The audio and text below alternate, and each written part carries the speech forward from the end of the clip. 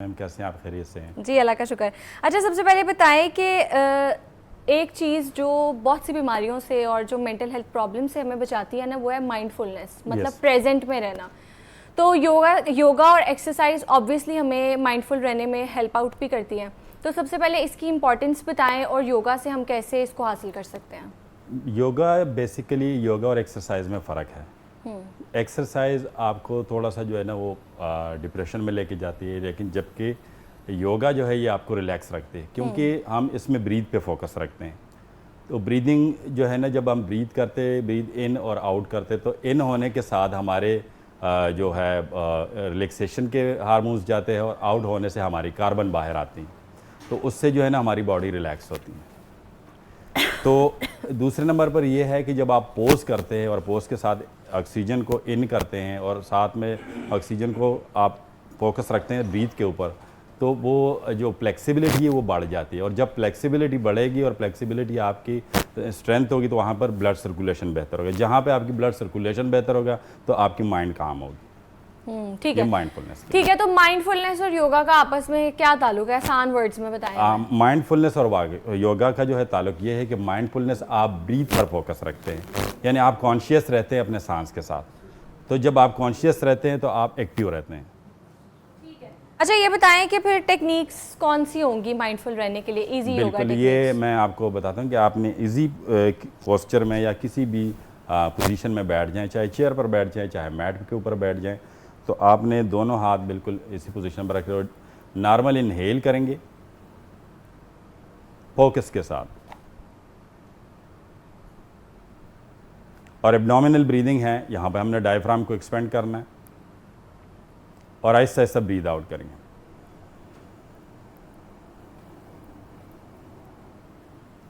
ये तकरीबन कोई 5 टाइम आपने इसको रिपीट करना है।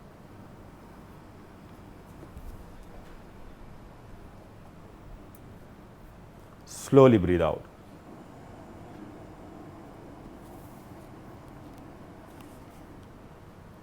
फिर डीप इनहेल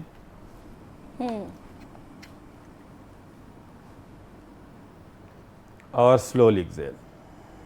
आप सुबह उठे हैं तो सबसे पहले आगाज़ ब्रीदिंग से करें, तो आपकी जो माइंड है वो फुल हो गया। ठीक है।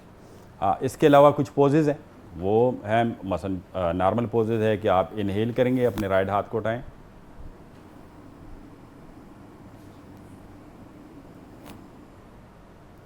फिर डाउन एक्सेल करेंगे,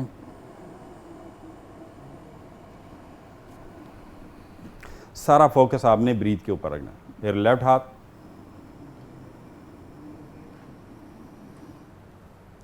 फिर स्लोली एक्सेल। इससे आपका माइंड कायम होता है। फिर आपने राइट हाथ को लेफ्ट नी के ऊपर रखना है और इनहेल करेंगे और बैक पर देखना है एक्सेल करते हुए। फिर साइड चेंज करेंगे, राइट हाथ बैक पर और लेफ्ट हाथ राइट नी के ऊपर। इनहेल, सांस को थोड़ी देर के लिए रोकेंगे, फिर फ्रंट पर। ये आपने 3 to 4 टाइम दोहराना है। ये पोजेज हैं। उसके अलावा हम एक कहते हैं केट एंड काउ पोज है, वो अपनी बॉडी को टेबल टॉप पोजीशन में लेकर आना और इनहेल करेंगे। इसमें कवर डाउन होता है और चेस्ट ओपन ब्राउड। फिर एक्सेल करेंगे, अपर बैक ऊपर,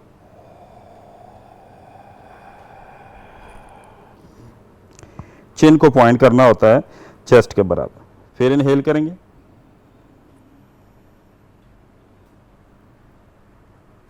ऊपर की तरफ देखेंगे, फिर एक्सेल करेंगे,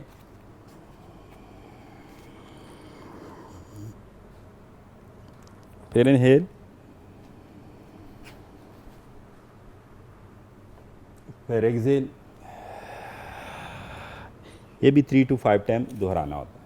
ठीक है। उसके बाद आपका ये जो चाइल्ड पोज है, जैसे बैठ के हिप जो है ना आप हील के ऊपर और दोनों हाथों को आगे की तरफ एक्सटेंड करते हुए इनहेल करें और डाउन आएंगे तो एक्सेल करेंगे।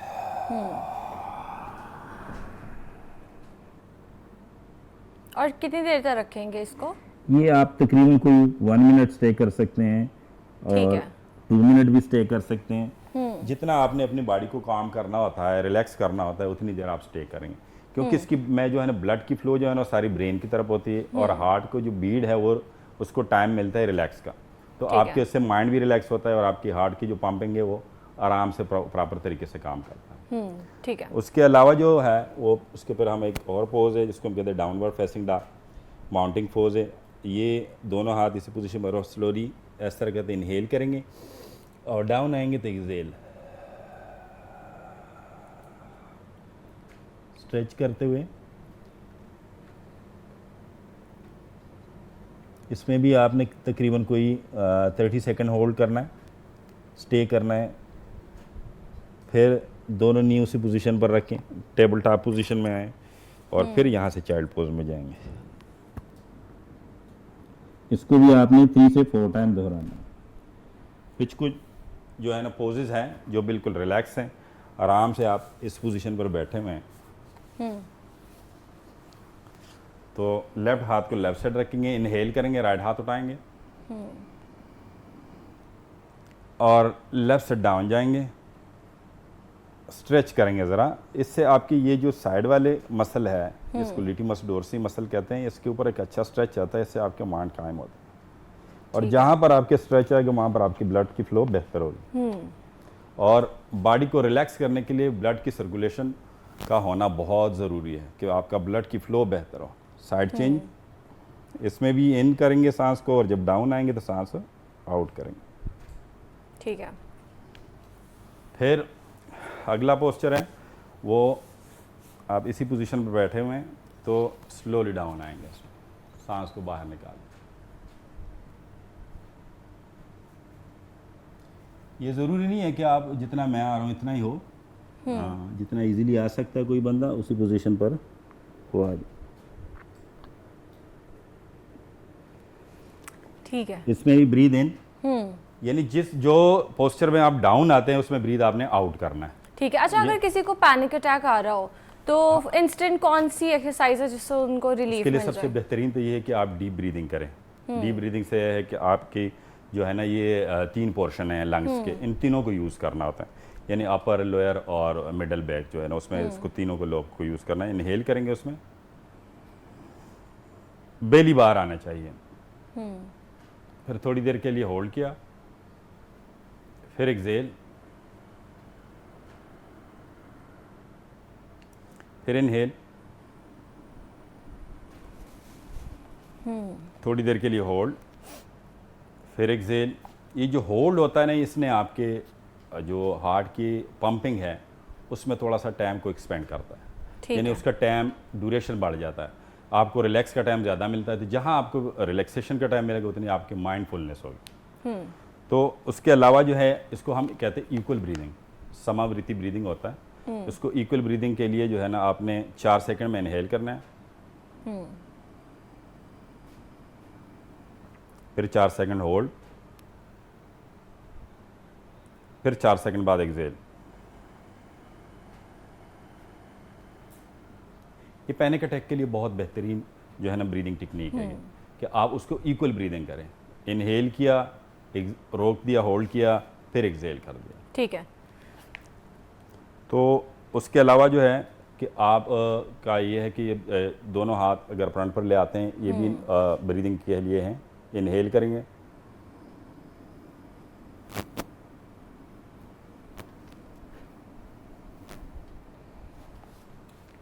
फिर स्लोली एक्सेल,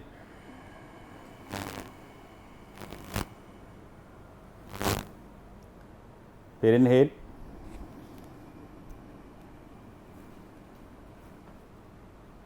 फिर स्लोली एक्सेल। इसके अलावा पोजेज स्ट्रेचिंग के होते हैं।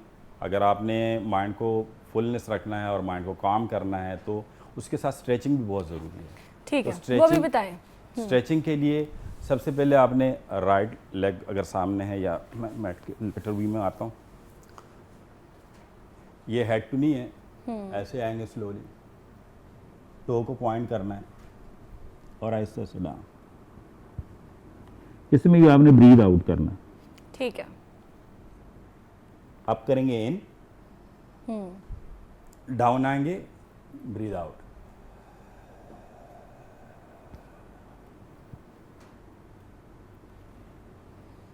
ये आपने शुरू में बिगनर के लिए अगर यहाँ पर है तो तब भी ठीक है, और उससे एडवांस लेवल पर फिर जाते हैं, फिर इंटरमीडिएट लेवल पर है वो भी है। ये दोनों सेट से इक्वल करना। और ये एक पोज है, इसमें भी ये ज़रूरी नहीं कि जितने लेग मेरे खुले हैं इतने ही हों। इसमें इनहेल करना है